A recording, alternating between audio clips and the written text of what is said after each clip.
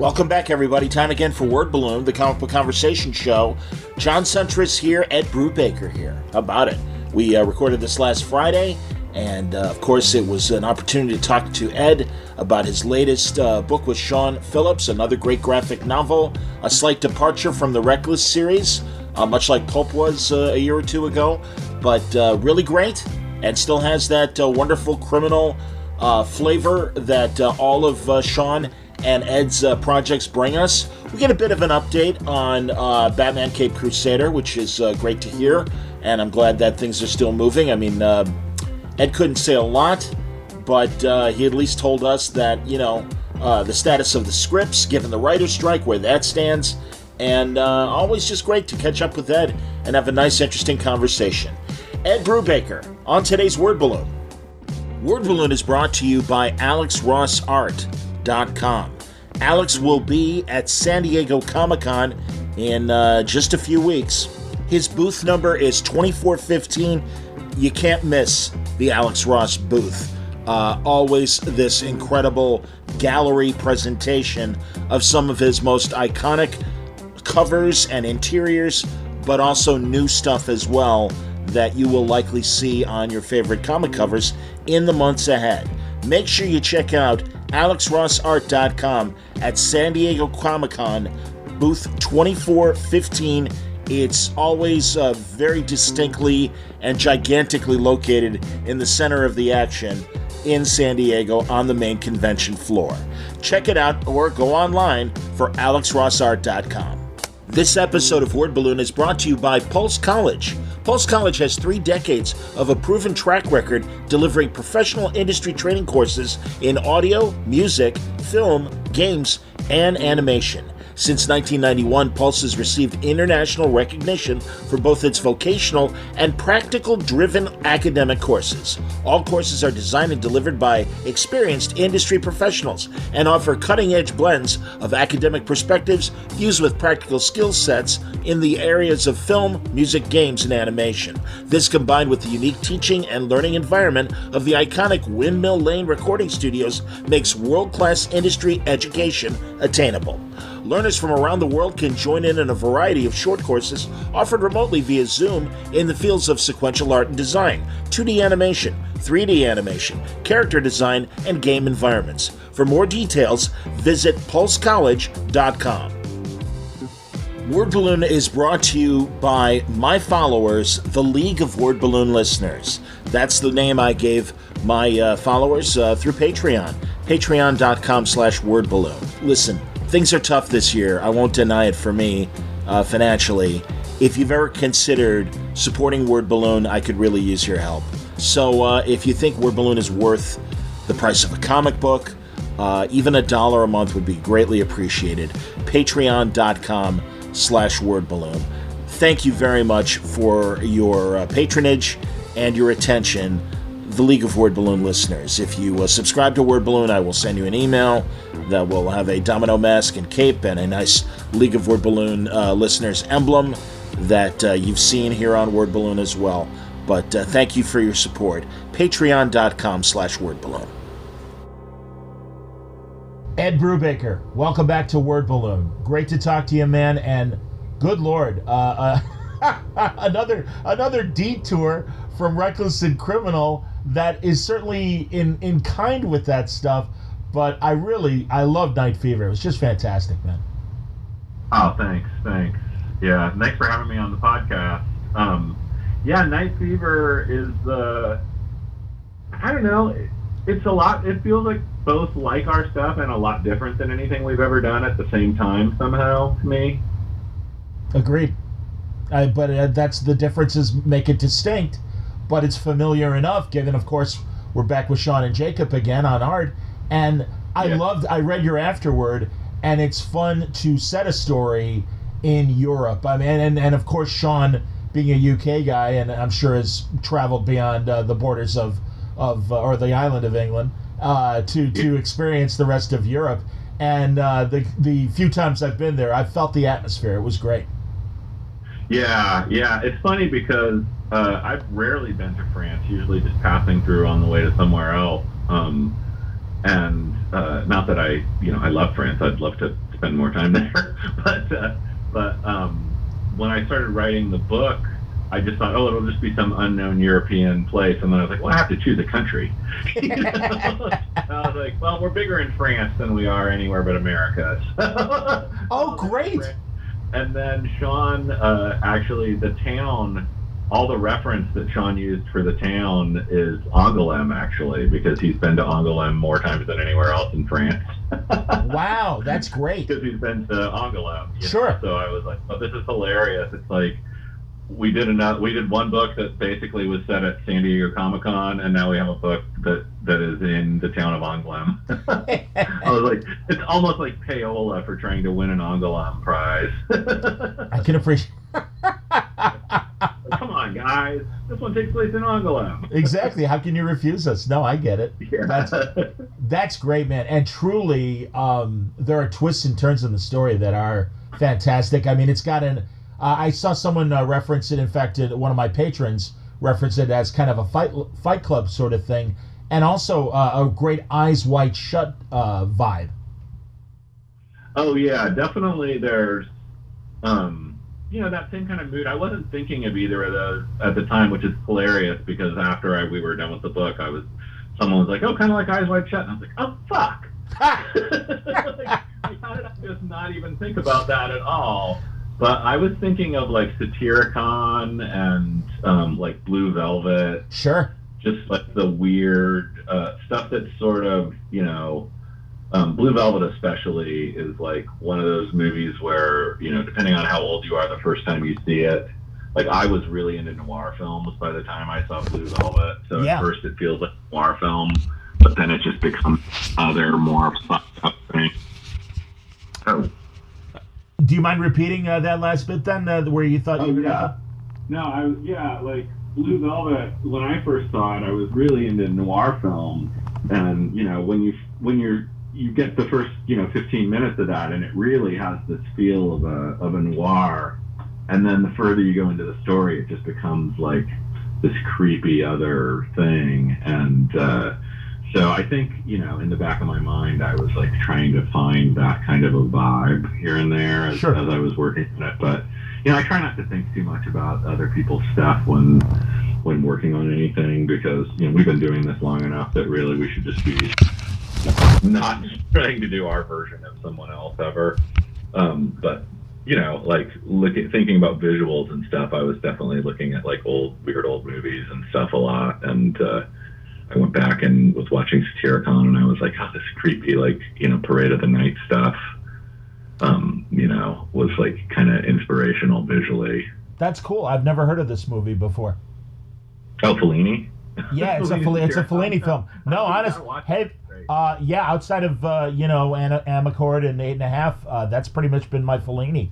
So I'm going to have to go back and check that out. Yeah, there's a lot of great Fellini. Yeah, when I lived in Hawaii in 9th grade, there was some cable channel there that, back in the early 80s, you had local cable channels and stuff for different areas. Yeah. And I remember, like, one month they just had, like, tons of Fellini movies. And I just assumed everyone was seeing these. And then you go, back to the mainland and you find out that your friends had never heard of any of these movies. I wonder if that was wow, as I was up in the middle of the night watching all this weird European shit with way more nudity than my parents had any idea I was. I wonder if that was the Z channel, which was that early foreign the Hawaiian version of it, probably. Okay like because they didn't get it was at such a time where there wasn't a lot of satellite TV and that kind of stuff then, I don't think. Sure. We certainly were on like just whatever the local broadcaster, the cable was. No, when you live in another country like that, like there's all this, or another country, an island like that has, it really has its own culture. Like Hawaii, of course, yeah. Like there's comedians that are popular in Hawaii that no one else has ever heard of. Sure. Like Andy Bumatai is huge in Hawaii, or was when I was there, but like no one I ever met has ever heard of Andy Bumatai. That's really cool. That's awesome. Well, again, the characters are great. And also that rough as I can attest to, that middle-age crisis of, what have I done with my life? What am I going to do next? And also this wanting to break away from the conventional life, and especially, hell, you're in Europe. I mean, I always feel like James Bond when I'm in Europe, and it was, but I know I'm a schlub like this guy, and it's even more so. And then that's why I can relate to that wish fulfillment of you just letting go and no no rules. What can happen to me? I'm not myself. Yeah, I always have thought that was, the initial germ of the idea, I think, came to me in like 2009 or 2010 when I was going through a really bad bout of insomnia. And I went like out walking around my neighborhood one night at like 3 a.m. and noticed just a few houses that had lights on, and I just somehow like just started thinking of this idea of like, if you were, up every night, you could go out and have like a whole different life for 4 or 5 hours that no one in your family knew about at all. You could give yourself a different name, you could do all sorts of stuff. And I kept coming back to it between things and like noodling on it and trying to figure it out. And I couldn't ever crack it until last year. And it was like this combination of the exhaustion of doing like 5 Reckless books in 2 years, which is, those books are like 150 pages each. Yeah. Sean was probably way more exhausted than me, but we both really wanted to just do something else. And Sean had been bugging me forever to set something in Europe or the UK, because, he doesn't live in America. So he's, he draw something that felt more familiar to him at some point. And I was always like, I don't want to have to write British accents. And then like, last year was actually like one of the hardest years of my life. Like there was a lot of family stuff going on and, like family health crises and stuff. And I found myself spending a lot of time in like waiting rooms and hospitals. And, while I was trying to like sort of map out this story in my head at the same time. And so I think a lot of like the darkness I was going through at that moment and like my fears and anxieties, like I just kind of poured them into this story at the same time. And, I didn't outline it nearly as much as I usually do. I kind of, I had 2 or 3 big sort of guideposts I was moving towards, and I knew basically the ending. But like there were things that I discovered like while writing the story, and more so than usual for me. And so I really felt like, like I said in the afterword, I was like, if writing is therapy, like this one was more like primal scream therapy. but I also felt like it was like an escape too. Like I was doing something that was like a fun, fucked up story. Yeah. Like I didn't do a thing that was like, oh, life is bleak, Absolutely. No, it's again the trip that your guy goes through is really amazing, and it's got those noir checks and everything. But again, it is this very European story. France, obviously set in France, but it's I found it fun. I found it fresh. I mean, and then your audience, like I don't know how many of them are like our age, but like when I was growing up, the only place you could see like European comics was like heavy metal, which I had to sneak into the house because I was so, like it was so, Richard Corbin, Dan with like giant breasts and huge swinging dicks everywhere. Yep. It's like mom and dad not thrilled. But also like all the Mobius and Drew Lay and just like all these amazing artists that from Metal Hurlant, mixed in with this weird American stuff. Like that was like kind of a formative thing, in my early teenage years. And like, I think when I was like 12, when I was like sneaking like Crumb and heavy metal into the house. Sure. And like Sean and I had never really done anything like that ever. And when I was talking to him about it, I realized, he and I both like a lot of the same comics and a lot of the same artists. And, so that vibe of those comics, though, when you, like a lot of them were like weird, trippy sci-fi sex stuff, but there were those espionage ones too, like, what's his name? The not Jodorowsky. I'm going to walk across to find the book. No problem.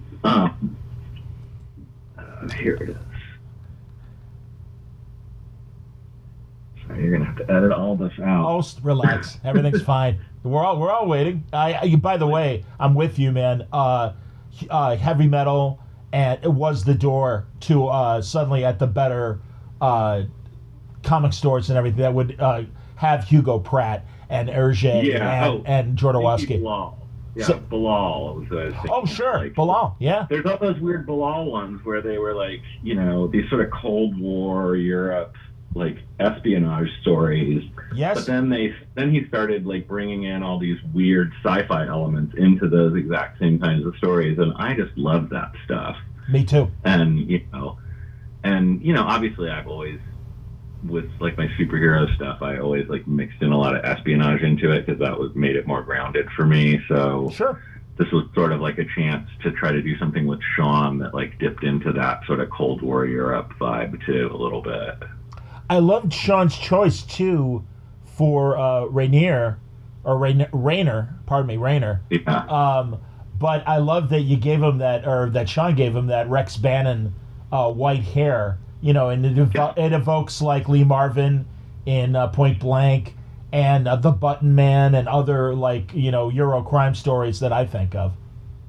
Oh yeah, that's funny. I didn't think about that. Yeah, Rayner is such a great character. He's a lot of fun. Yeah. I've said a couple times before, so I'll talk about it, but like he's very inspired by my working with Refn. Like he's sort of like a weird combination between things about Nick and like the kind of character that Nick would create and put into one of his stories. Sure. So I was like, that was sort of part of what I wanted to explore in it was,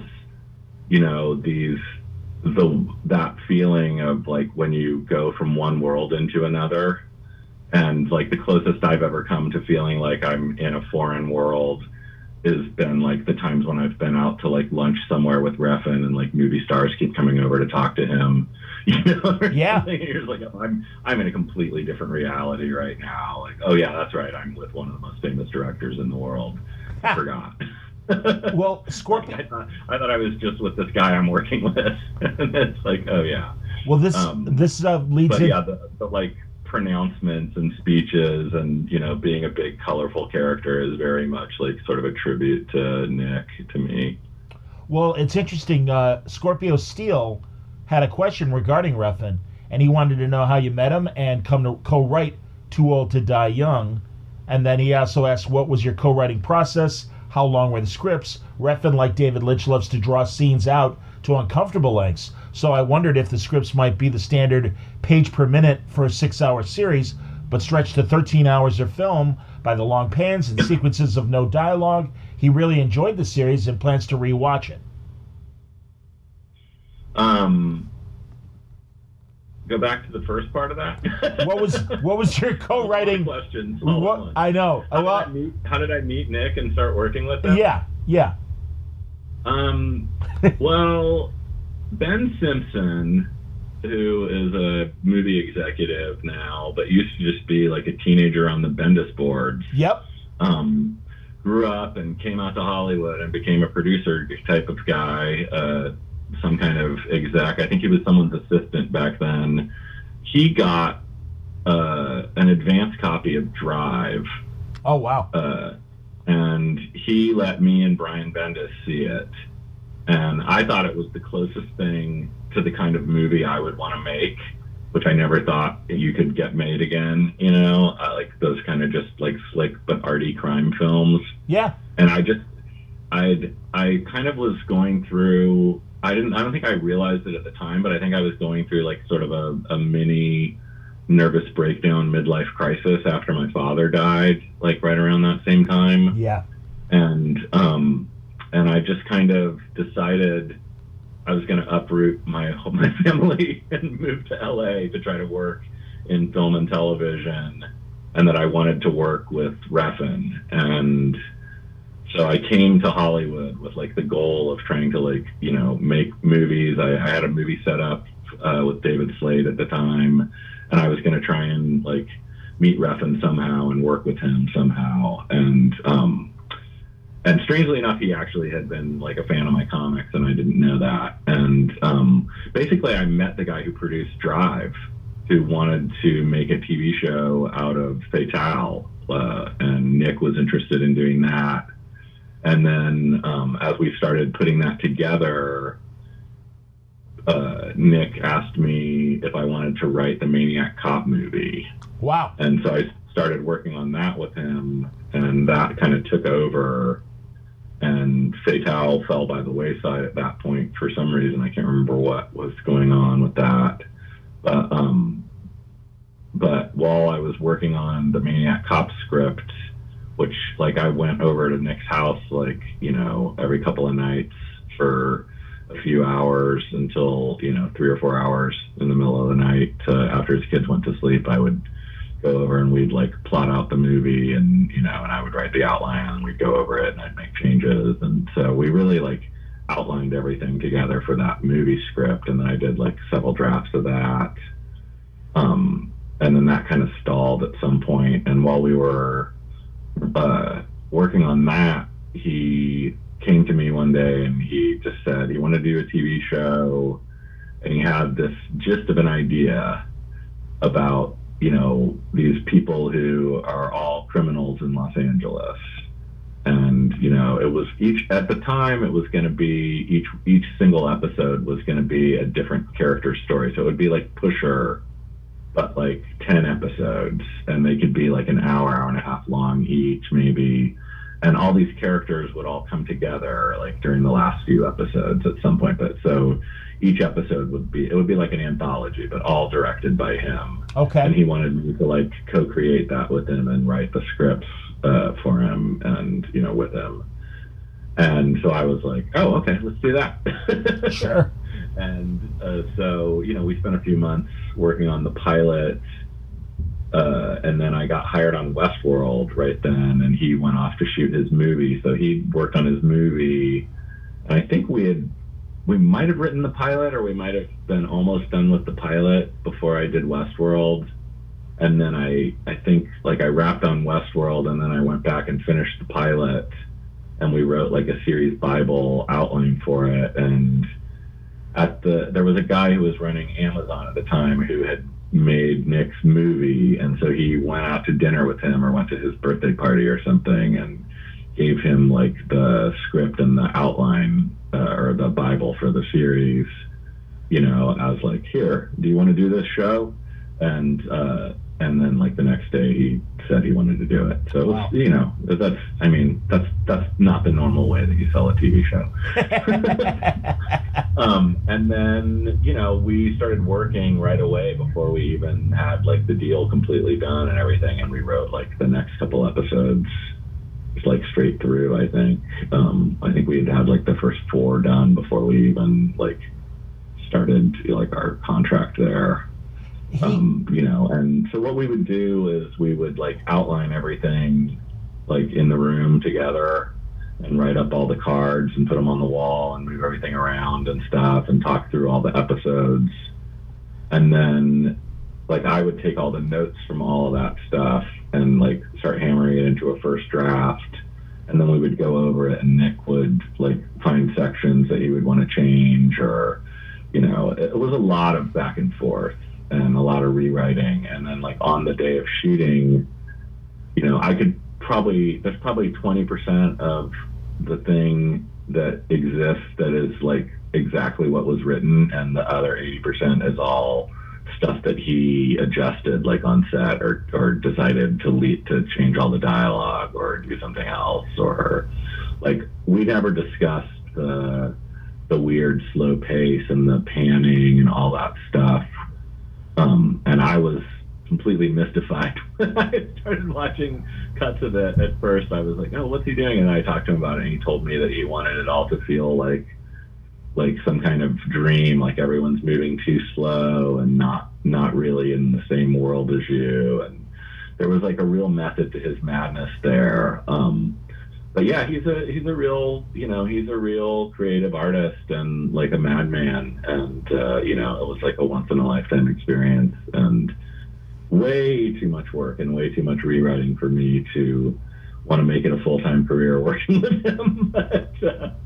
But he's also a very unique, dedicated artist who only cares about the end result. He's literally, I think he might be the only artist I know who, when he's making decisions about his work, at least, he doesn't care if anyone will like the end result. I think he wants everybody to like the end result, and he's disappointed if not enough people do. But I think he believes in himself and he believes in his decisions, like more than any artist I've ever met, probably. Very interesting. Absolutely, man. I'm looking at the questions that we got here. James McGowan, and I wanted to ask you, Ed, because I've been talking to a lot of the writers that write comics, but are also part of the Writers Guild, and obviously you are, and you guys are on strike. Mm-hmm. I am a SAG member, and I put my support in voting to strike as well, in support, and we got to make this happen. But James McGowan said, obviously, I know that you've talked about it in your recent newsletter. He said James thinks you're mostly pessimistic about the impact that AI is going to have on the profession of writing, and I can see why in light of greedy comments made by studio executives. I also think there needs to be regulation and compensation for artists and writers if AI systems use their work for its models. He wonders if there's anything positive you see with responsible use of AI tools. I mean, that's like saying, isn't there a more responsible way to do prostitution? Like, the beginning of it is a crime. Yeah. Like, like they stole, it's just unethical. There's no ethical way to do it. Like, they used all of these people's art and writing, and the computer is just mashing a bunch of it together. It doesn't know what it's doing. It's just predictive. It doesn't know, it's prompted. It's just incredibly frustrating to me that there are people who see something like ChatGPT as a thing any writer would actually want to use. Like, if you're a writer and you're worried about your productivity, like, and you need like a machine to help you, you're doing it wrong. I'm with you. Like, it's not about productivity, it's about quality, and it's the process of being a writer is actually about making those sentences and making those scenes and rewriting them and struggling with it. And being a writer is about self-expression, even if you're writing an episode of House or something, like there's some piece of you in it, hopefully. Sure. And, the thing that depresses me about it is this technology was created with no purpose for it. How many working writers are there in the world? 10,000, maybe 20,000 in the entire world? You don't create a piece of software that your target audience is 20,000 people. You create a piece of software that your target user base is millions of people. And you know who millions of people are? There are millions of people who wish they could write. Yep. But they can't. They're not good at it. They don't know how to do it. It's not a thing that you can necessarily be taught how to do, unfortunately. It's kind of one of those things. You either have it or you don't. You can't be, Dizzy Gillespie, like, yes. Not everybody can be like the greatest at a thing. Like, I'm sorry, like, there are people in my family who wanted to write and are not as good at writing as me. Like, that's just life. Like, you can get better as a writer, but you have to have like a certain thing, initially. And so the idea that there are somehow a bunch of writers sitting around going, well, God, I just wish I had a computer that would somehow make this easier. That's a fallacy. There are none of those people. And if there are, they're not good writers. I'm telling you that right now. I'm with you, man. Yeah. Or they're overworked writers who have been in the system so long that that kind of thing actually seems appealing to them. And I can see that, like these kind of people who are running like 5 TV shows or writing 8 comic books or something, who's like, maybe it'll help me do a first draft. But it's predictive text. It's not real. It doesn't know what it's saying. Like, and it's plagiarism. All of it is plagiarism. Yes. At the root of it, all the art being created by it is sampling other people's art. If you go to like Midjourney and you type in Ed Brubaker and Sean Phillips comic, like it produces stuff that doesn't really look like our stuff, but looks enough like it that you're like, oh, that's fucked. You know, I had a friend first came out, I was like, so wait, it's just looked at everything on the internet. Like, so if you typed in my name, it would paint a picture of me. And he typed in my name, and what came out instead was a bunch of things that looked like Sean Phillips paintings. Funny. So like, that's obviously plagiarism. It's just, there's no ethical way to do it. And I'm sorry that people want to be really excited about technology coming along and changing the world and to be like the old man poo-pooing on it. But this is like, they created these pieces of software that there's really no purpose for. So like now you have all your friends going like, do you see all this stuff I'm creating with Midjourney? And it's like, you're not creating shit. Yes. Or did you see all this stuff I'm making with, you know, oh, ChatGPT is a lot of fun to play around with. And it's like, yeah, plagiarism is super fun. Yep. Like, it's just, I don't know. I'm not a fan. No, I'm Ed. You're when David Simon on NPR was being interviewed and he was asked by Ari Shapiro, and Ari Shapiro was like, oh, you mean you wouldn't want to use an AI software to help you get from scene 5 to scene 6 if you're stuck? And he said, I'd rather put a gun in my mouth. I feel like every writer in America like cheered out loud. I hear you. Like, what the fuck? Like, why was Ari Shapiro even wondering?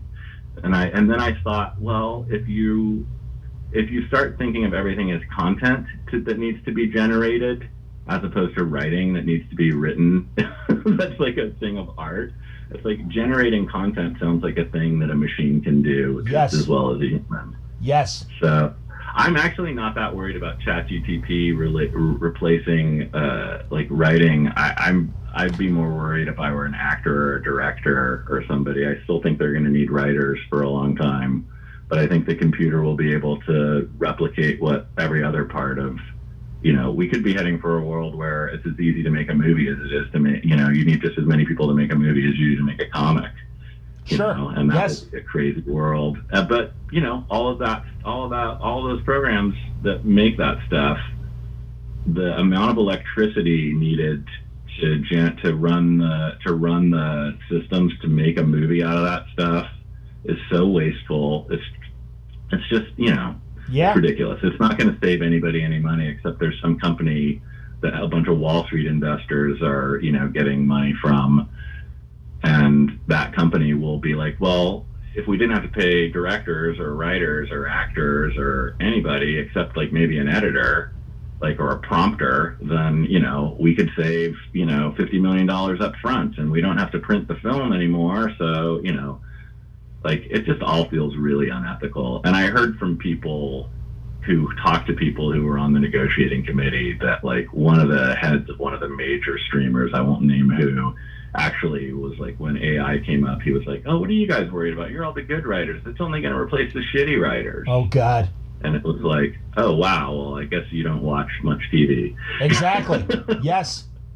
No, and that's really appalling to me. And I went in not that concerned about the AI, and the more I read about it and learned about it, the more concerned I got. That not that it's good or that it's going to replace people in a good way, but that it's just that the companies that will, you know, it's like the Wall Streetification of the world. Like, you know, anything that's good gets bought by some other company and turns it into something shitty. Amen. You know, and it's like they're dangling AI now. It's not artificial intelligence. It's just a program. It doesn't know what it's telling you. If it was artificial intelligence, it would actually know what it's writing. I hear you. It doesn't. Yeah, you know, Ed, it doesn't know what a parrot is. You know, like you talk to teachers and they're getting, it's a parrot and it doesn't know what one is. But you talk to teachers and all these high school kids are turning in essays written by ChatGPT that have quotes that are made up by people who don't exist. With historical events that didn't happen, and you're like, that. I mean, that's really great use, right? Wow. It's like, who's being tested here? The teacher. Jesus. Well, you know, Ed, that was my feeling And my example is, we all know. Let's use Superman as an example. Superman crashes through, like every George Reeves scene. He crashes through the wall. Bullets bounce off him. He clunks the gangsters' heads together. They're unconscious. He picks up Lois Lane, and they fly away. Okay, ChatGPT can handle that. But what I said this to Brian Azzarello, I'm like, what you did in your Superman story, where he was questioning his faith, and what do I do? And those kind of kernels, you and Greg and a lot of Batman writers, great ones, have found wrinkles of Batman that aren't obvious. And this AI is incapable of making those choices that work but aren't obvious. At least that's my feeling. It's not capable of making any choice at all. There you go. Well, you're right. It's Like, just that's the thing, is, regurgitated. like, it doesn't know what it's doing. It's not making choices. Right. It's literally just sampling a bunch of shit and mixing it together and spitting out a thing. If you ask it the same question 10 times in a row, you'll get 10 completely different things. That's true too. And it doesn't know what it's doing. Like, it's a machine. It's ludicrous. Yeah. What's being suggested is that it'll be used to generate like a first draft that Right. gets given to a writer who's paid like a day rate to rewrite it, to make it into something legible. And it's like, holy shit! Like, if that becomes the only way to stay like a paid writer in Hollywood, I'm gonna have to figure out another way to find health insurance, because I don't want to work in that world. And also, like, you say that about Superman, but I guarantee you the people working on that Superman show were trying really hard to make every episode not feel like the same fucking thing. Sure. Like, that's the thing, is like, when you hear about someone saying like, oh, they'll just replace the shitty ones. I saw someone arguing the other day that ChatGPT could have written like Fast 10 or something. And I was like, yeah, bullshit. Like, you know, I mean, those things are crazy and over the top, and it's an insane franchise that has gone from being like an R-rated sex and drugs and crime thing to like basically like a kids movie. Yep. But like, there's a lot of fucking talent in those things. And, you know, I had a friend who wrote the last one, and it was like the hardest job he ever had in his life. And to just be like, oh, well, a fucking robot could write that. It's like, oh yeah, you do it then. You know, if you think it's so easy that like some computer algorithm could pump it out, then fucking let's see it. You know, it's never going to happen. So it's just ridiculous. And, you know, it's another thing. It's just, you know, a lot of people are going to lose their jobs, not just in the entertainment industry. It's not going to affect the entertainment industry nearly as much as AI is going to affect middle management. You know, it's already replacing, you know, like, people who used to oversee like insurance claims is now being done by like AI, and you know, there's all sorts of shit that supposed AI, which is just a name they put on something, just like they called, you know, air crypto for a while. You know, like, it's just all bullshit. It's just these weird little tech bubble cycles, and you know, it's going to happen for a while. It's not going to change the world, and it's just going to make the world worse. And, you know, a bunch of people are going to lose their jobs, and industries are going to downsize and shit to try to make their investors more money. And then it's going to bust in like 5 years or something. Everyone's going to realize like, oh, you know what? We should just make movies with people. And, you know, it's actually more efficient just to have people do this stuff. It's like, remember when everybody was like, when iPads came out and the Kindle, and it was just going to kill print. Like, print is doing better now than before that. So, you know, but everybody was so 100% sure print is dead now. Everyone's going to want a tablet, and college kids are just going to want their books on their Kindle. They're not going to want to have to carry all these textbooks around. Well, it turns out college kids would rather have books in print because they can write their notes in them and flip from page to page, and Kindles are hard to flip around and remember where you, like, what section was what. And, you know, so it's like all this shit that they keep telling us needs to change, or has to be this, or has to be that. It's like, you know what the best sounding music still is? Vinyl. Amen. Amen. You know, and it's like they're trying to do to everything else what they did to musicians with fucking Napster. You're right. You know, it's like they came back from Napster and it was like, oh, hey, we stole all your stuff, but now we're starting Spotify, where we're not going to steal it. We're just going to pay you pennies what you used to get paid dollars for instead. Yeah. It's like those things are all a ripoff. Like, you know, it drives me crazy. Like, I believe people who are subscribed to those like comic book subscription sites think that the creators are getting money, and we're barely getting a dime on any of that stuff. Yes. Like, the subscription services get the money. You know? Yeah. No, you're right, Ed. It's like, this is why you have Snoop Dogg going to the WGA strike, you know, and I'm so bummed I wasn't there when Snoop Dogg showed up. Have you had any celebrity encounters while you have picketed yourself? I met Mike McMahon yesterday. Oh, that's nice. I walked all the way around the entire Disney block with him one lap, just talking like comic nerd, Rick and Morty, Solar Opposites, Lower Deck stuff. That's great. Yeah, that's that great. was a lot of fun. Oh my God! My number 2 on the Criminal show was on Rick and Morty. On one of the seasons, he was on that too, and so she introduced us when we bumped into him walking the wrong way around the block. That's great. And then he's a big comics nerd too, so he knew all my stuff. So that was really fun. That's amazing. But yeah, not a ton of ones. I just go out with friends and just kind of walk around. It's a nice way to socialize outside with people, so it feels COVID safe. Yeah, that's been the vibe I've seen from the Benson sisters and Mark Guggenheim and some of the others. And Chris Cantwell is another one I've talked to. Yeah, it's fun. I mean, I expect, you always see a few people out there. The funny thing is, like, seeing all the young writers, like, with their heads on a swivel, like, hoping Vince Gilligan's going to be standing next to them. Like, sorry, not Vince Gilligan. But yeah,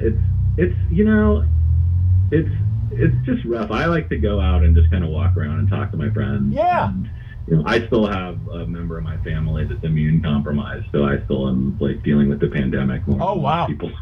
I'm sorry. Yeah. So I still have to wear a mask when I go indoors at places a lot of the times. So like the strike is like actually like I go out with like a couple of writers from my writers' room usually, and because now we're not meeting every day online.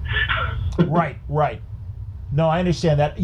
There's a question about Batman Cape Crusader from Taimur Dar. He had a chance to talk. I'm on an NDA. Say it again. I said, cool, I'm on an NDA. What does he want to know? Well, we'll see how much he can say. He goes, I had a chance to talk with writer Jace Ricci for a WB Animation press junket. Told him how glad I was that the Batman Cape Crusader show found a home at Amazon. Don't know how much you can discuss. I just assumed you were done with the superhero genre, at least for comics. Was getting on board a Batman animated show an easy decision, or were you hesitant to return to the character? No, it was funny. It was kind of like I'm not old enough to say bucket list item, but it was definitely when I saw that Bruce was doing a new Batman show, I just reached out to him and just said, hey, look, I don't know what your deal is with this or if you've got all your writers booked up, but if you're like hiring freelancers, it's like a lifelong dream of mine to, do one of these Batman cartoons for you. And, I'd bugged him here and there before about letting me bringing me on to like do one of their direct to video ones or something. I love that Batman cartoon and and just the idea of being able to work with him and he called me up and basically asked me to be the head writer because I thought they were further along because it was like months after they'd announced it, so I assumed the whole thing was done. And he had like a bunch of ideas for the first season at that point already. I think he had a lot of the gist of what he wanted the show to be figured out, but he hadn't they hadn't had any scripts or broken down the season yet or anything. He just they just had some ideas. And it just took them a long time to get the show set up, I think. So, but yeah, so he asked me to do that, and I had just come off of like a deal at Legendary, and so it was like kind of perfect timing because I'd just done a bunch of TV pilots that hadn't gotten made, and I wasn't really looking to do anything like that. I just thought maybe I'll write one, and in a couple of years I'll get to watch an animated cartoon that I did. Tim, produced and oversaw. and him and James Tucker, and I actually had worked with James before. He did a Dick Sprang tribute comic in one of my Batman annuals that I wrote, that was like a tribute to those old Batman Goes Back in Time kind of stories. And so like I knew them a little bit, and so I just thought, he talked to me about what it was going to be and how big it was going to be, and it was a much bigger commitment than any of us thought. I think time wise, like when it actually came down to it, it was more like a year of work, but but sporadic around other stuff, and there were definitely weeks here or there where I had less to do, but we did a writing room for like 12 weeks or something like that with my friend Hallie Gross and Jace and the Ebo twins and Bruce and James, and it was just a lot of fun. We just we took what Bruce was starting with and sort of reshaped some of it and broke the rest of the season, pretty quick, and then we started writing outlines and moving through scripts and stuff, and then the show got canceled and sold to Amazon. So and that's pretty much all I can say about it. But it was just fun to do, just because it was kind of like one of my dreams to like work with those guys and to do I feel like more people have seen those Batman cartoons than have seen any version of Batman. I feel like the BTAS is like the most universally recognizable Batman in the world. More than any of the movies. I feel like generations and generations of people have grown up loving these. People watch them again when they have kids. Yes. Like, I want to watch these with my kids. I have a friend whose kids are finally old enough to watch them, and he's watching them all again, in order with them. And it's crazy because they're modern kids watching a thing that was made 30 years ago and loving every moment of it. So it's just I think Bruce is probably, post Hanna-Barbera Filmation, I think Bruce is the most influential, designer, animator in, action animation, probably for, at least for the TV market. I agree. Absolutely, man. And also, as you said, these shows are generational. Neil Adams made the very good point when we were talking years ago. And he said, why didn't they make the Green Lantern movie with Jon Stewart? For that very same reason, that Justice League, the cartoon, was seen by millions. And certainly, if anything, kids know Jon Stewart a hell of a lot more than they know Hal Jordan. Yeah, that's true. Yeah. That's funny. I never even thought about that. That's why I bring it up, That would drive us crazy when we were working on the comics sometimes. It was like, people knew Montoya, Montoya was created on the cartoon, but then debuted in the comics first, because comics take a lot less time to get made. Oh, I didn't know that. I always thought that was a Greg character. I didn't know that Renee came from the cartoon. Yeah, she was brought into the comics, I think, by Chuck or somebody, Denny O'Neil, initially, but it was because somebody had seen like early cuts of the episodes or something. Sure. So they were with this character in the comics. She's great. But yeah, it's just interesting. Do you are you able to say if the scripts that you wrote are they going to be impacted by this writer's strike? I mean, I don't even know from a production standpoint. We were done a year ago. That's what I thought. Like almost a year ago. I don't know. Yeah, we were done a long time ago. I mean, we did multiple drafts and rewrites, and I did rewrites on a lot of episodes, and I saw.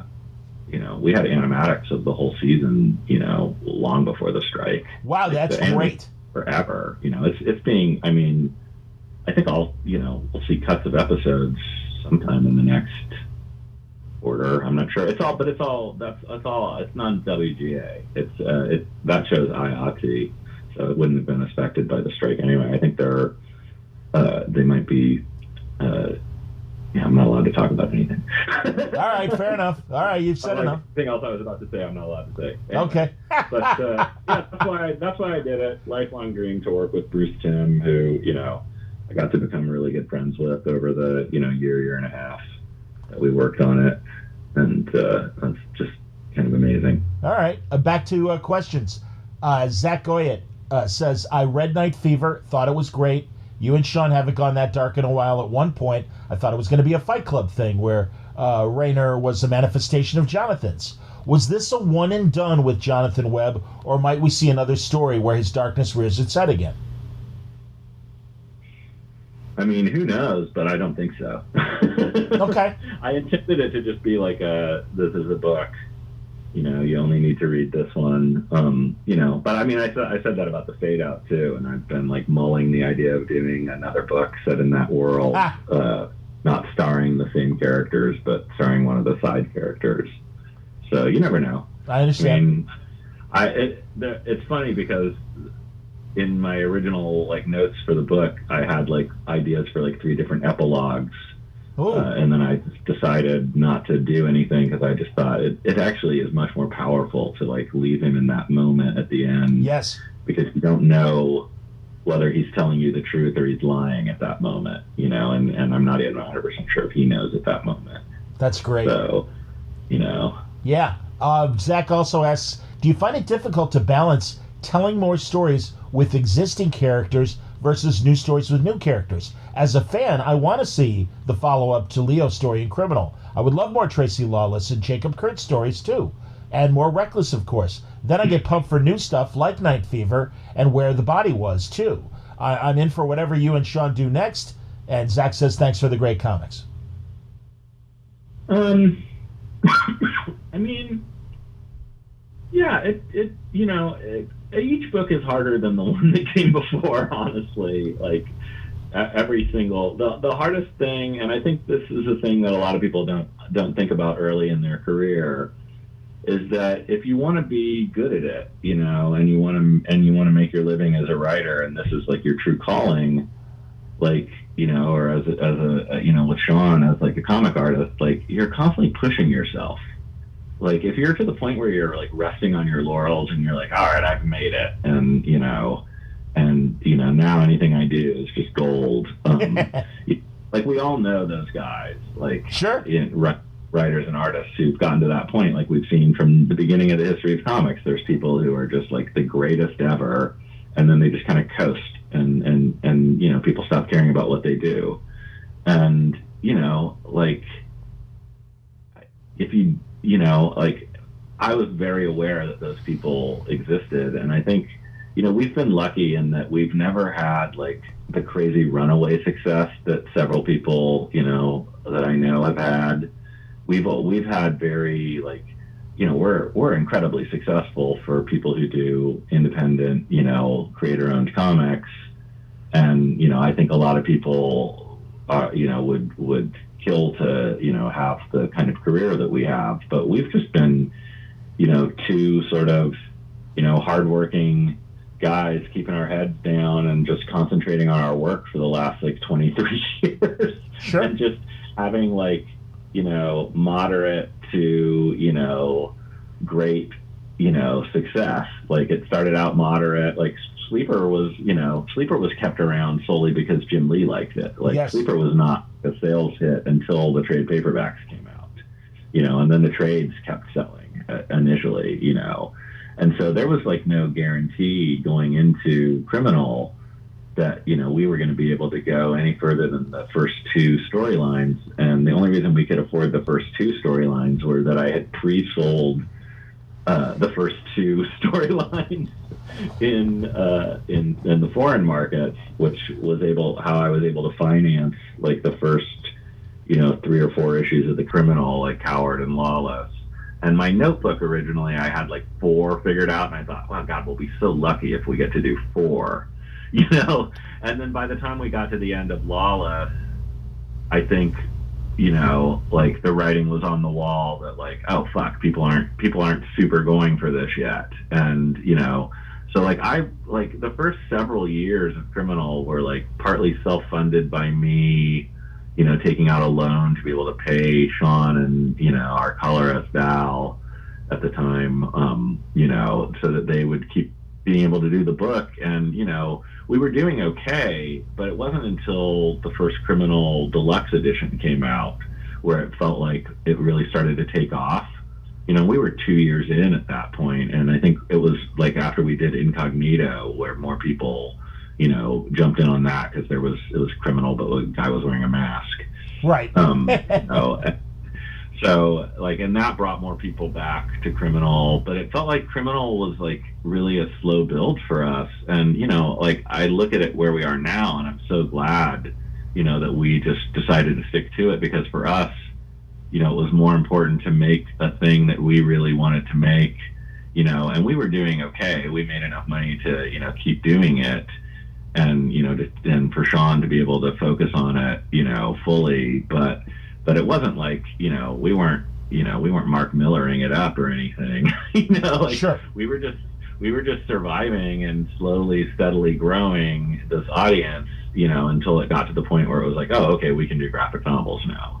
But that was like 15, 16 years into, this career, and it was just all us really just, sort of willing this market to accept what we did, and me like reaching out to retailers with, inside details and posters that I used to print up like posters myself of our stuff and write like letters and sign them and mail them out to retailers like 3 times a year, like updates about what we were doing and where we were getting coverage and, all this stuff to try to like build, these bridges to these people.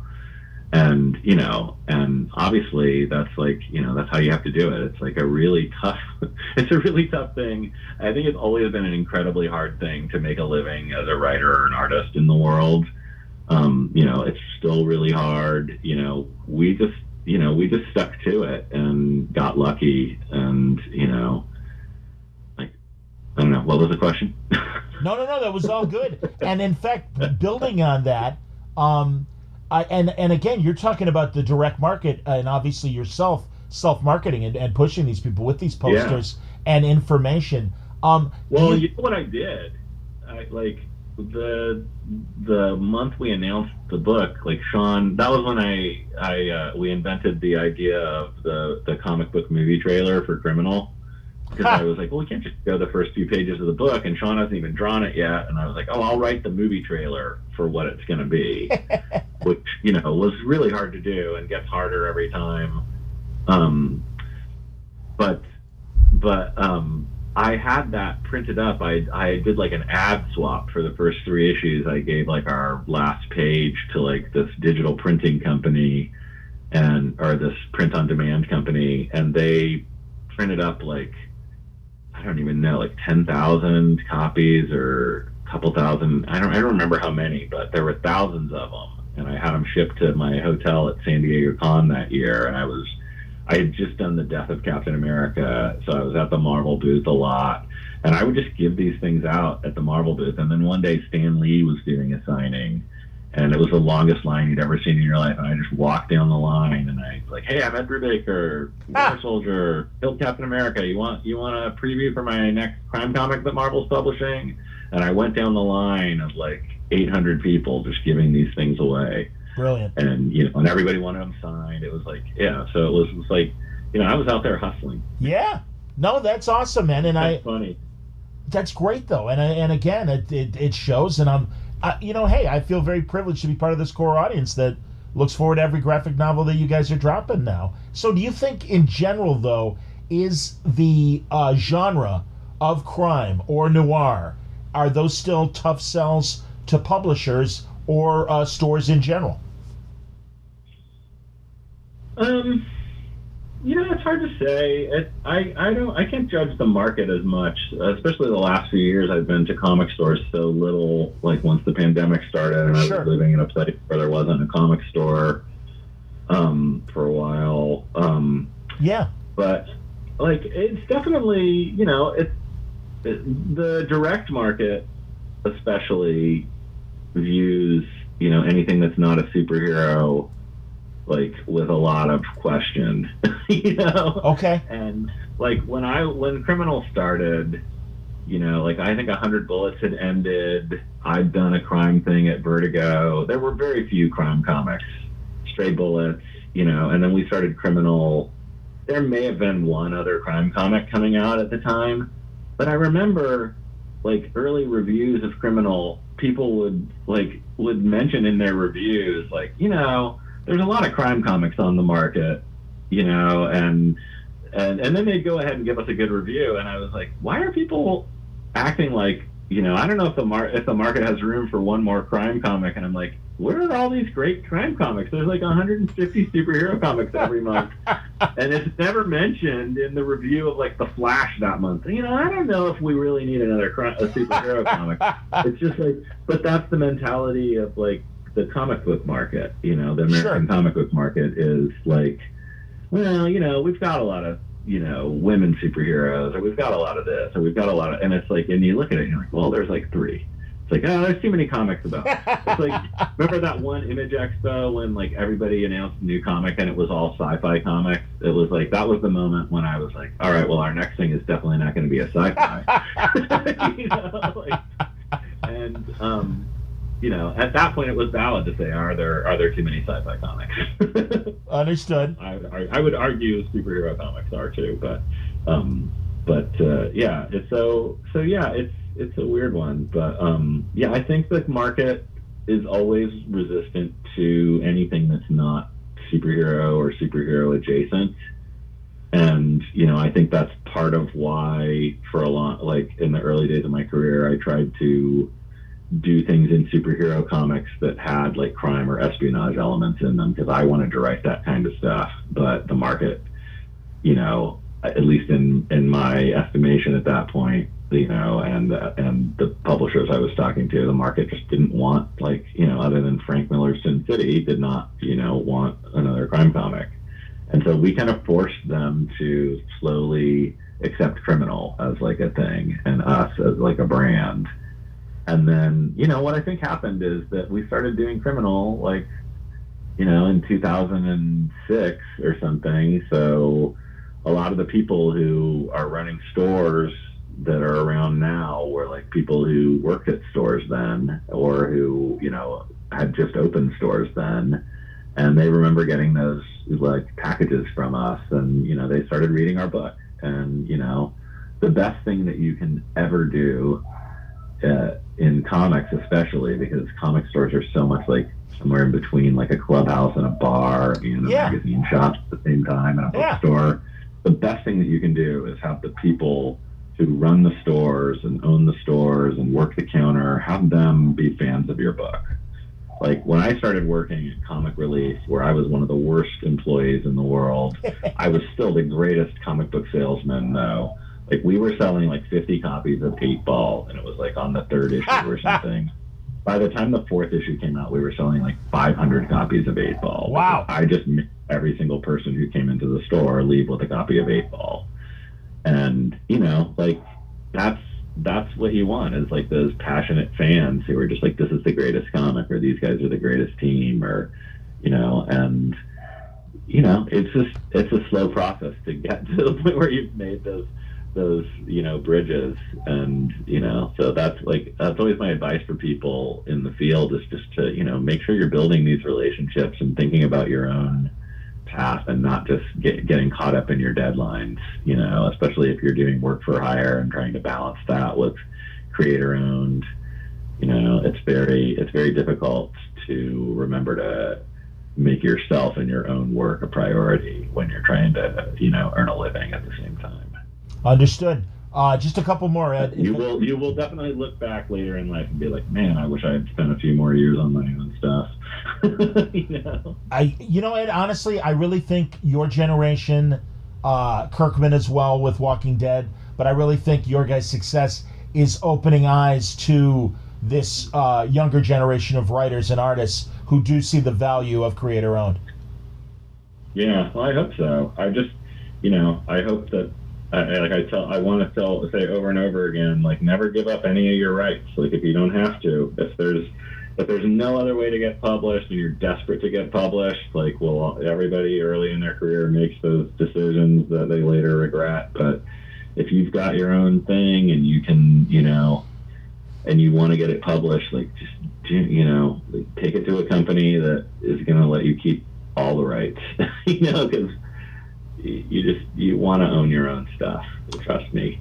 Absolutely. You don't want to own half of it and have a company own the other half.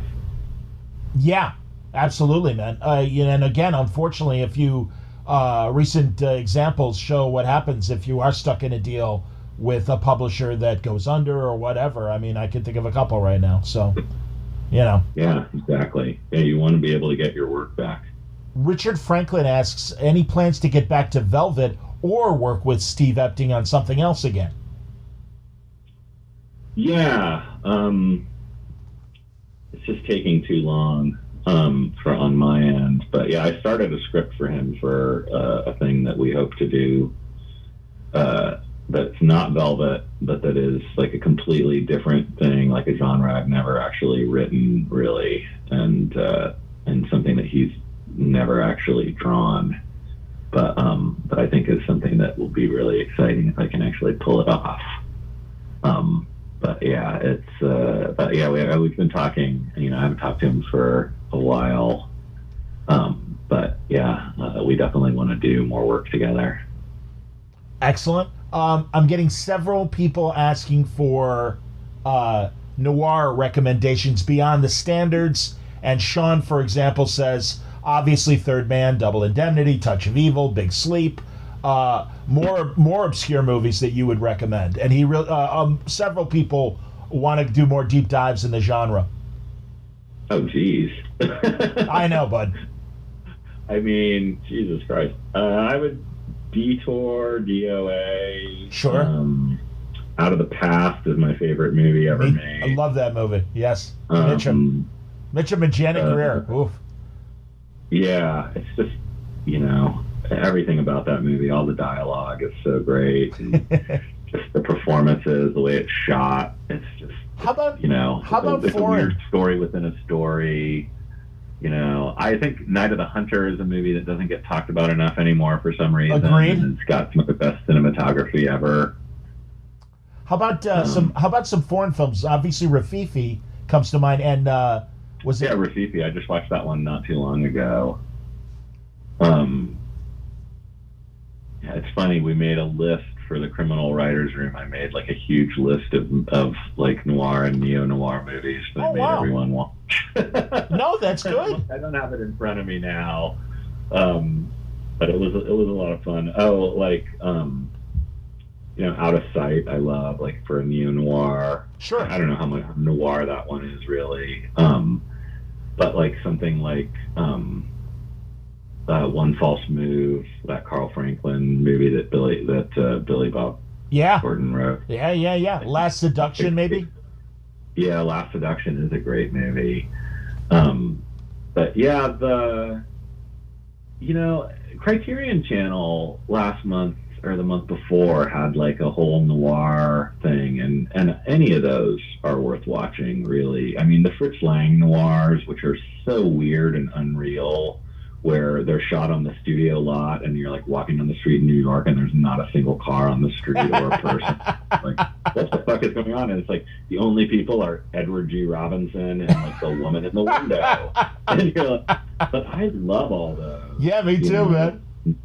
My uncle's movies, Cornered, Crossfire, and Murder My Sweet are all really great noirs that he wrote. Oh, yeah. All directed by Eddie Dimitrich, who was one of the Hollywood 10. Yes. And the producer was as well. Adrian Scott.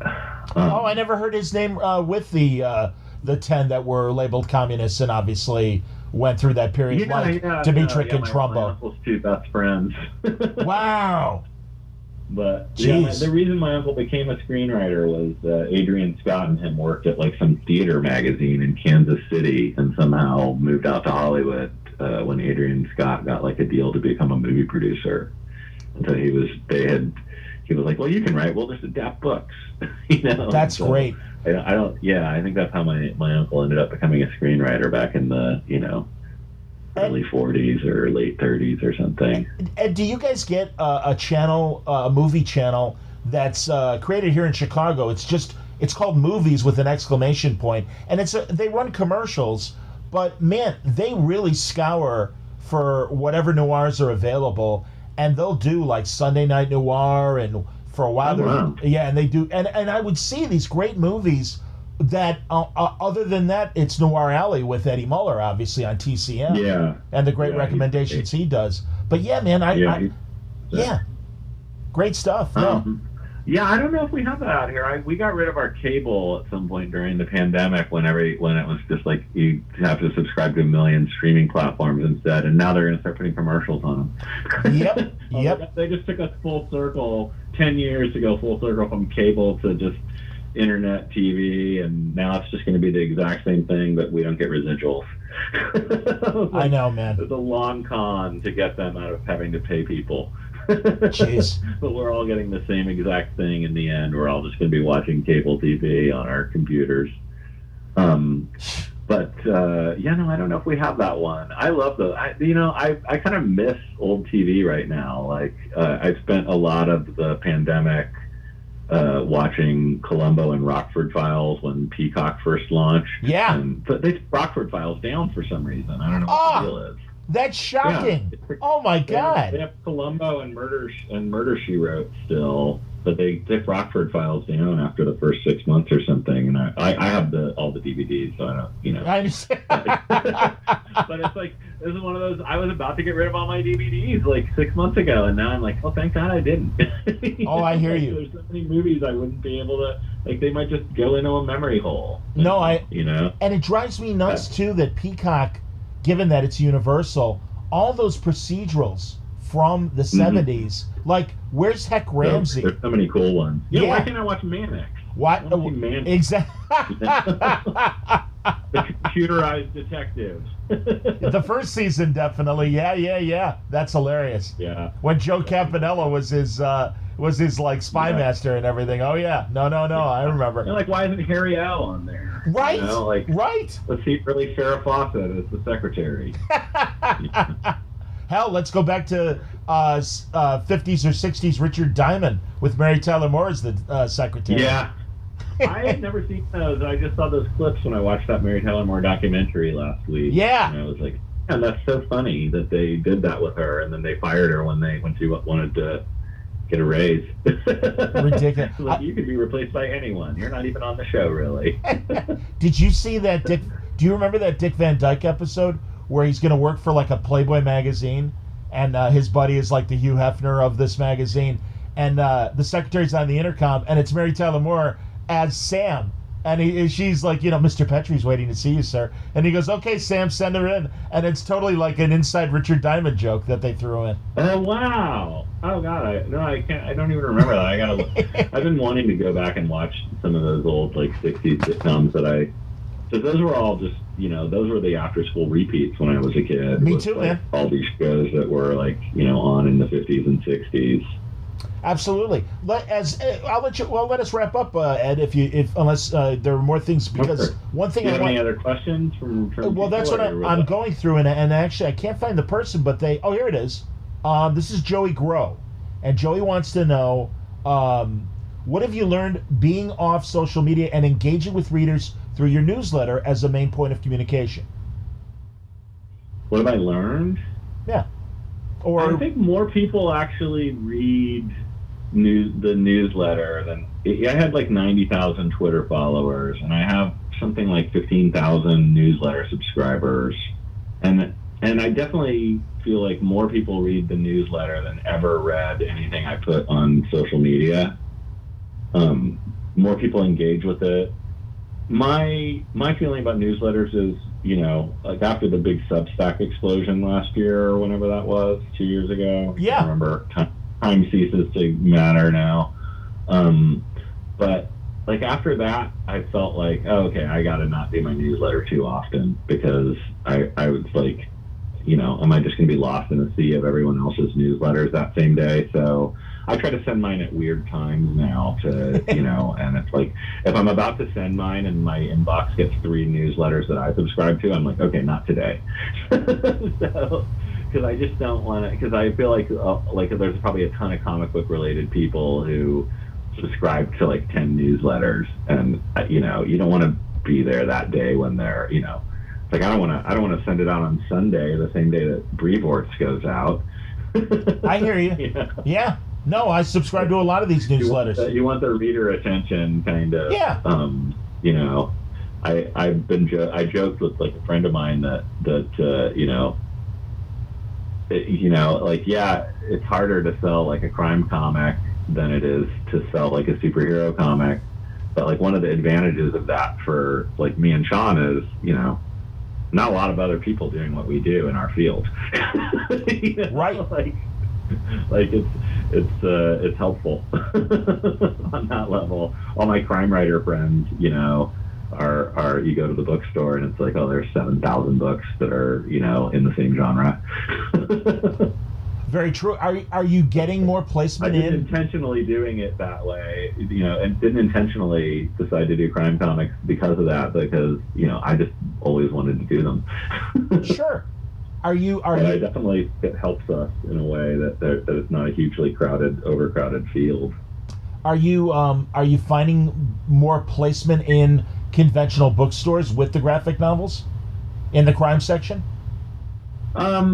Anecdotally, more bookstores are picking up our stuff, and there are some stores that are like really great stores. Like there's 2 or 3 bookstores in LA that just do amazing numbers on our books that are non-comic store, traditional bookstores. But I think we still have, more trouble than I would like getting like presence in non-comic bookstores. I think a lot of our book market sales come through, the various online retailers probably.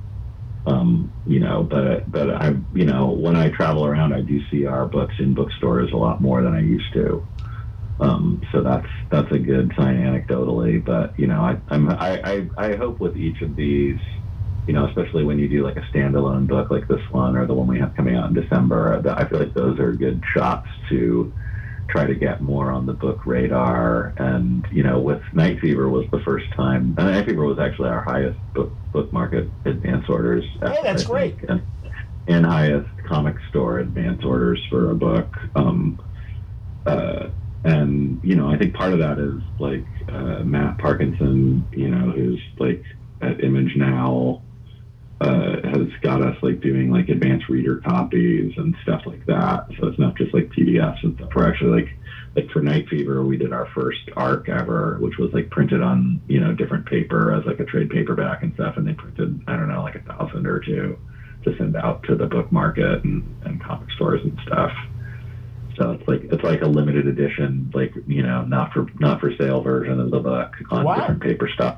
Yeah. Cool. So that was like our first with that. But yeah, so we're like, it's just constantly building, It's like, I think that's just the course of our life and our career, is just to constantly be like trying to just build it one step at a time. And, and hopefully, it'll just keep going well. Amen. Derek Lopez. So far, so good. 23 years in, so far, so good. Attaboy. No, it's the proof is there, Ed. Absolutely. Derek Lopez asks. First of all, he wants a reprint of the Fade Out. I didn't realize it was out of print. It shouldn't be. Okay. I don't know which version he's talking about. The hardback has been out of print for that could be it then, man. 8 years or something. Yeah. And I think I gotta figure out the right move for it, because the paperback edition, the single edition paperback of that, is like one of our best selling books. I think it goes back to print like every year, just about. But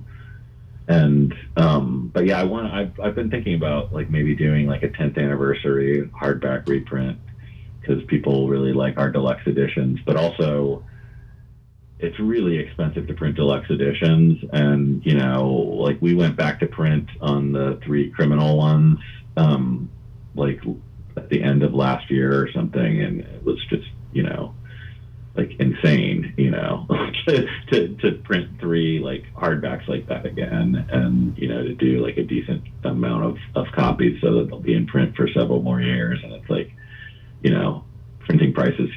printing and shipping prices just continue to go up. So it's like eventually you have to start raising prices to like, or you're just making less, or you're throwing good money after bad. Understood. Like, you know, Yeah. I mean, there are some people who I think print those books and, you know, and they start out in the negative, you know, so it's like, yikes. Sure. So, Yeah. you know, but yeah, reprinting hardbacks, you know, is like a targeted thing for us. Like when we put those three criminal, you know, the third volume out, you know, we brought those first two out with the new covers, and so it just got like a huge response because, you know, the first two books had been out of print for something like 5 or 8 years. So they, you know, they really moved quick. But you know, if you just reprint them every time they go out of print, you know, eventually you've accidentally printed 10,000 copies of a book you don't need. He also asks after, and I'm assuming, and I want a preview of this, Where the Body Was, I'm assuming is your December book that's coming out this year? Yeah. Where the Body Was comes out in December. And then he wants to know after that, will you and Sean go back to Reckless or another new idea? I mean, I can't tell. Attaboy. Yeah. That's all right. That's all right. That's a good answer. I'm not going to tell you what the rest of my life is going to be. I didn't even want to announce Where the Body Was before Night Fever came out. I didn't want to distract from Night Fever. It's just because we're putting it out in December and we're basically done with the book almost. You know, we had to announce it because the book market catalogs and stuff coming out for December. But and it seems to not have taken any of the buzz away from Night Fever anyway, so I'm glad. Good. But yeah, I'm not 100%. I'll be really honest. I'm not 100% sure what we're doing after Where the Body Was. I have like 5 different ideas that I'm kind of mulling over right now, and I have about like 2 more weeks before I need to start writing the next thing. So I'm just kind of in my mulling space. There's a possibility of Reckless or Criminal or like a Fade Out sequel, and there's a possibility of another standalone maybe. Just not 100% sure what feels like the exact book that I need to write at that moment yet. Fair enough. And also, shame on me, because issue 7 of Fridays came out recently, and as you said on the postscript that there's only 2 more chapters to go before you guys finish this. So we'll be done in like, I don't know, we'll be done by the end of this year for sure. That's great. Well, and that's another reason to, you know, get back with you when Fridays wraps up. But yeah, how would you say, and again, I don't mean to like count chickens before they're hatched, but like, how do you feel the Friday experiment is going as far as reaching an audience and the reception to it? The reception's been amazing, and the trades are doing really well. I don't know so much about the digital publishing side. That's not really my forte. That's more Marcos's thing. Sure. I feel like, you know, I think by the time we published the first issue, we knew that it was going to be a thing that took us a long time to do because Marcos is not going to rush his art and, you know, jam it out like a monthly comic or anything. So I don't think we knew that it was going to take us like 3+ years to finish it. but yeah, I think the length of time for the single issues probably has hurt us a little bit in that way, the length of time between chapters maybe, but sure. Because you get people going, oh, I got to go back to the beginning and read it all when the new chapter comes out, you know, because they can't remember what happened. Right. It was 3 months ago or something. Yeah.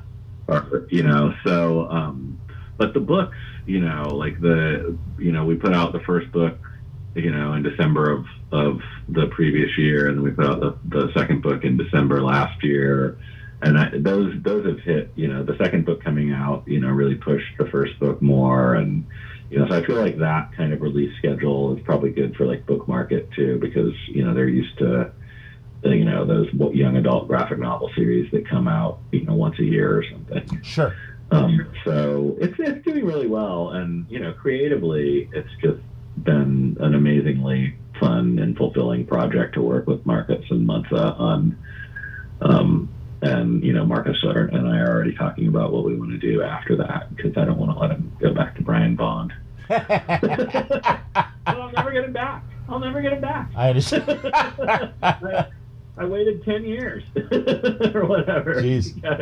Let's wrap. So yeah, all right. I'll talk to you soon, man. Thanks for doing this. This was fun.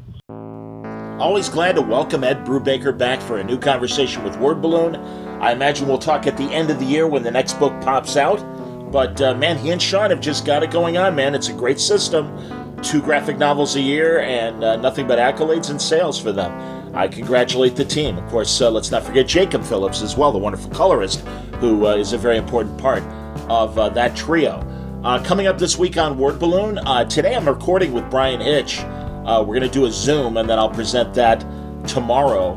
Ultimate Invasion starts this week. He and John Hickman are doing the first chapter, and it's a doozy of a first chapter. I've already read it, and I think people are in for a very fun ride as the Ultimate Universe returns to Marvel. What does that mean for the survivors that crossed over, like Miles Morales and others?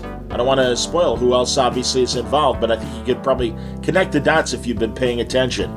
So that's coming up. And also, Wednesday Night Live, I'm going to be talking to Tim Sheridan. Tim Sheridan doing a great project for DC coming in the fall, and that is telling Alan Scott's story. Pre-Green Lantern and maybe some Green Lantern Year 1. We got a taste of it in the DC Pride issue. And let's be honest, man, this is really interesting. What does a superhero do, not only with his civilian secret identity, but what if he has to hide a secret life, as many gay people had to during those 30s and 40s years, that it was still a very big stigma. And that's a real challenge for a hero to juggle all 3 identities, I think. And I really look forward to this story and hearing more about it, with, of course, out spoiling anything. But we look forward to this conversation with Tim Sheridan. I hope you'll join me on Wednesday night here on Word Balloon for that conversation. So that's what's coming up this week on Word Balloon, and lots of great stuff planned for the following weeks ahead. I thank you very much for sticking with Word Balloon and enjoying the programming and being there with your downloads and your Patreon support and supporting our great sponsors as well.